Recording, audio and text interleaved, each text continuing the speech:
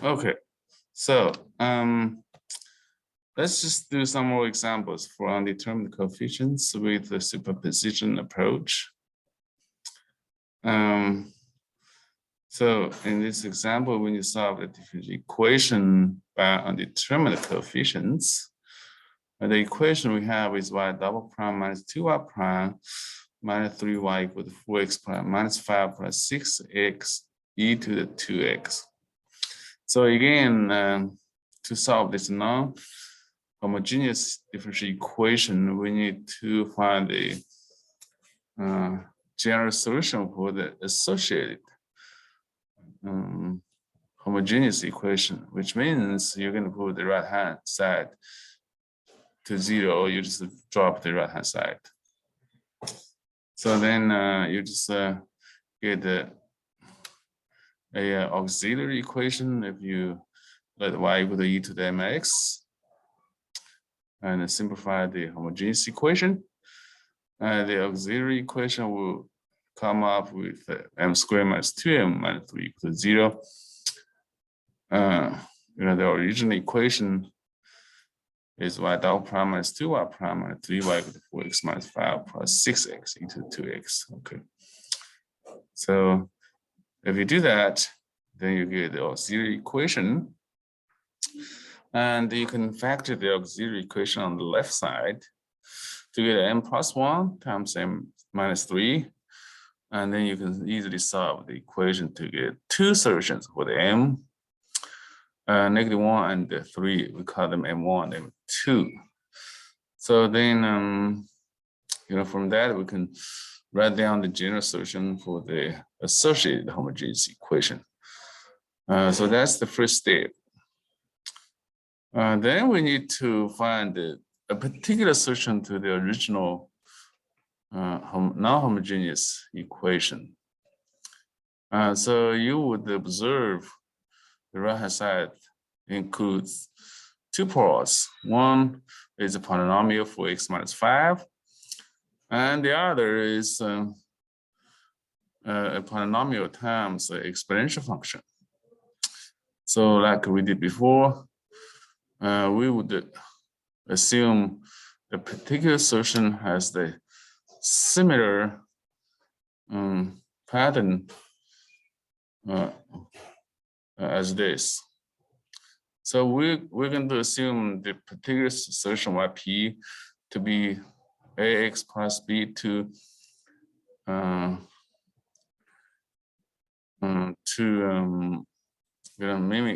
mimic 4x minus 5, and then cx plus d times e to 2x to mimic the 6x e to the 2x. So one thing to be particular careful is you don't only have cx corresponding to the 6x in the equation. You need the constant d in general. So this is always true. You always need to include all the terms in the polynomial in the particular solution, including all the terms. Okay. And we're going to see more examples about that later. So if you just assume the form of the particular solution as this, then we can plug in this form into the original differential equation and try to find out those coefficients A, B, C, and D. So that's why it's called undetermined coefficients. And this is called a superposition approach because we actually, have two parts in the particular solution. One part is polynomial x plus b, and the other part is cx plus d times e to 2x. Okay, so that's superposition of two parts in the particular solution. So we just take the derivative of yp and the second derivative of yp. And the first term is straightforward. We got A from X and 0 from B. And for the second part, 6 plus D times e to 2x, so we need to use the product rule to find the derivative. So what you do is just take a derivative of 6 plus D times e to 2x plus 6 plus D times the derivative of e to 2x. The derivative of 6 plus D is just C. And the derivative of D is 0, as we know. And the derivative of e to 2x is just the e to 2x times the derivative of 2x, which is 2. So then we get a plus c times e to 2x plus 2 times cx plus d times e to 2x. And we can now combine the terms of e to 2x to rewrite the result as a plus 2cx plus c plus 2d times e to 2x if you do a little simplification by distributing 2 in the third part of the result. And then we just take the second derivative by doing another derivative of yp prime. So the derivative of a is just 0. So we only have one part, which we use product rule again. So you take the derivative with 2cx plus c plus 2d times e to 2x. And then you add 2cx plus c plus 2d times derivative of e to 2x. So the derivative of 2cx is just 2c, and derivative of c plus 2d is 0. So we got 2c times e to 2x from the first part. And then the derivative of e to 2x again is just e to 2x times derivative of 2x, which is 2. So then we got 2 times 2cx plus c plus 2d times e to 2x. And once again, we can combine all of the terms to factor out e to 2x. And so then that becomes 4cx plus 4c plus 2d plus 4d actually, if you multiply out 2 or distribute 2 in the second part, and then combine 2c to 2x with the other term. So then we just plug in y double prime, yp double prime, and y prime, and yp itself into the original differential equation. So we got the yp double prime minus 2yp prime minus 3yp equals 4x minus 5 plus 6x e to 2x. So the whole thing just becomes 4cx plus 4c plus 4d times e to 2x minus 2 times a plus 2cx plus c plus 2d times e to 2x. All right. Minus 3 times ax plus b plus cx plus d times e to 2x equal to 4x minus 5 plus 6x e to 2x. So it becomes a little more messy, but we can still do a little simplification if you just distribute those 2 and 3 on the left in the second and third term, and then combine like terms. Namely, you combine all the terms with e to 2x on the left hand side, and then leave the other terms as they are. At the end, the equation can be rewritten as negative 3ax minus 2a minus 3b plus negative 3cx plus 2c minus 3d times e to 2x equal to 4x minus 5 plus 6x e to 2x. Okay, after the some tedious work. And then you can compare the left hand side and the right hand side to determine those constants a, b, c, and d. So just compare term by term on each side.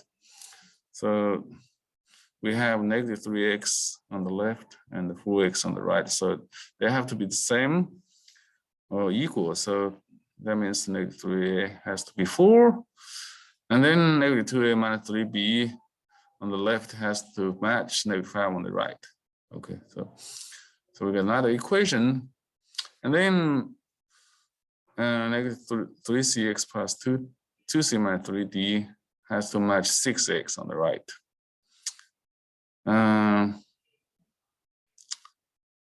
So that means 2c minus 3d has to be 0.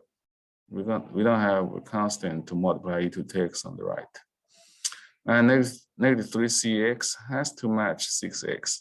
Okay, so we got negative 3c equal to 6. So we got 4 equations and 4 variables to solve. And you can see this system is very easy to solve. If you look at the equation 1, the equation 3, we can get the a and the c immediately by dividing negative 3 and the negative on each equation.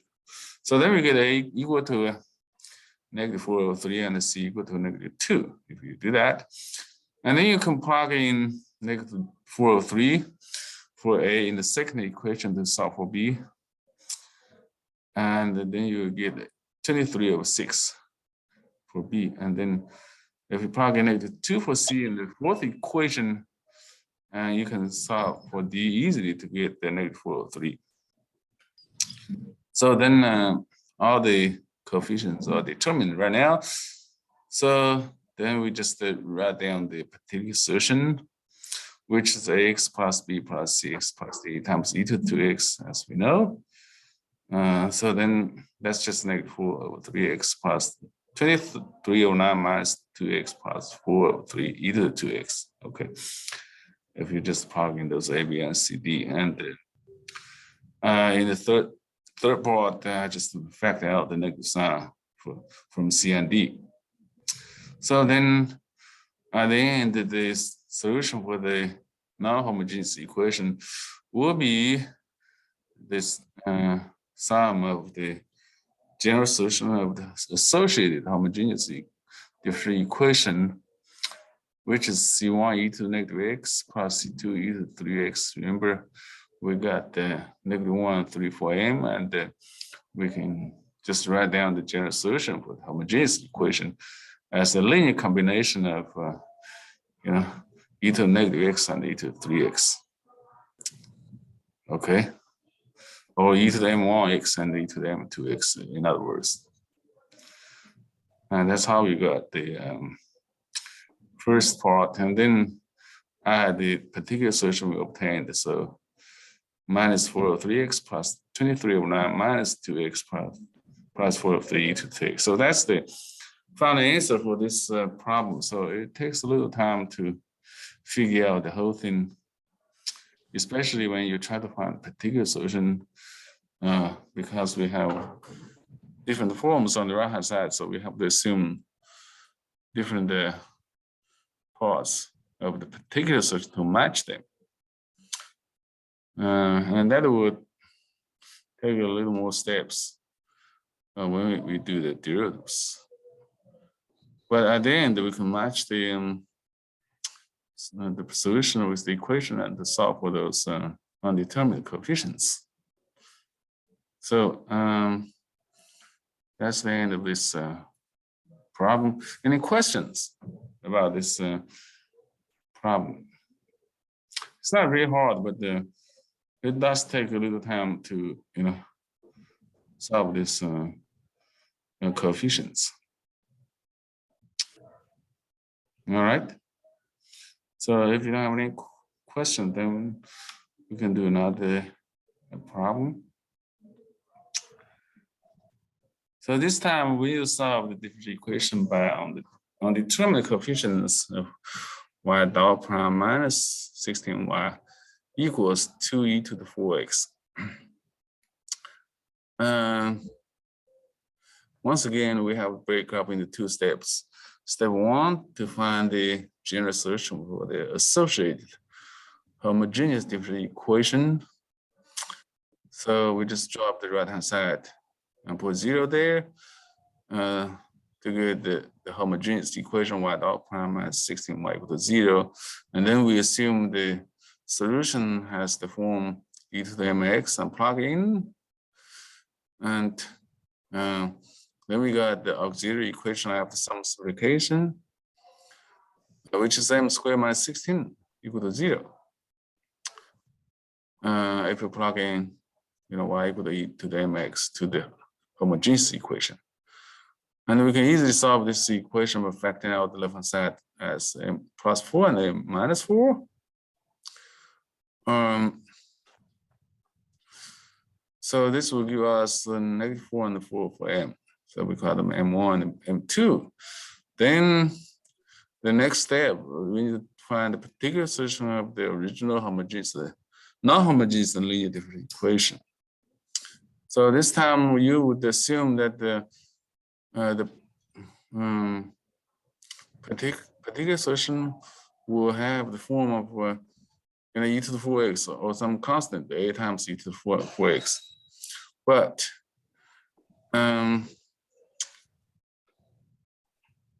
if you just plug into the original equation, it will not work because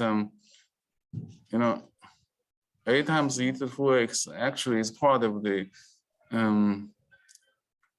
solution of the homogeneous equation. So if we plug in a times e to the 4x into the equation, you're going to get 0 on the left-hand side. That means, m2 equal to 4. So that belongs to the solution of the homogeneous equation. So that cannot be used as a particular solution for the non-homogeneous equation. So then we have to use a different form. So, so what you do, you're going to, assume a different form for the particular solution. Namely, why don't we just multiply another x to this form? So we assume, yp equal to x times e to the x, 4x, and see if it works out. Okay, so this is a trying, but it will work out as a general rule.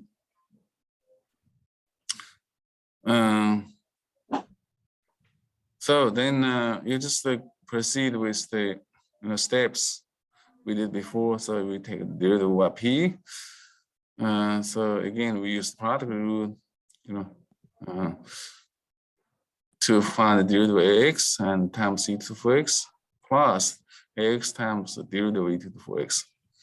So the derivative of ax, just the a, and derivative of e to the 4x, which is e to the 4x times the derivative of 4x, which is 4. So we got the a times e to the 4x plus 4a x e to the 4x, and we can factor out e to the 4x. We get the 4ax plus a times e to the 4x, and then you just take the second derivative in the same way. So just do the derivative of yp prime using the product rule again. Take the derivative of 4ax plus a, which is 4a. The derivative of a is 0 times e to the 4x, and then you add 4x plus a times the derivative of e to the 4x, which is e to the 4x times derivative of 4x.